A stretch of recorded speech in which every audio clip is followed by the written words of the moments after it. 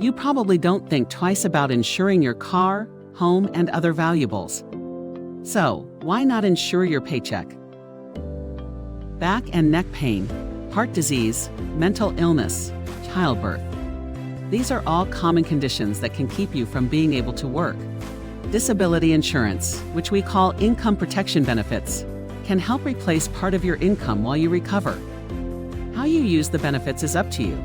Pay for rent, mortgage, groceries, or a cleaning service to help you around the house, whatever you need most.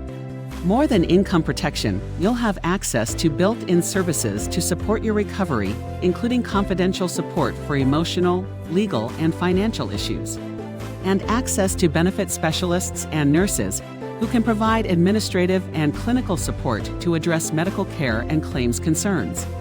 Losing your income can quickly reduce savings and really affect your earning potential. Income protection benefits can help create some stability in an unstable time. Help ensure you and your family receive personalized, compassionate care. It could make a huge difference when you and your loved ones need it most.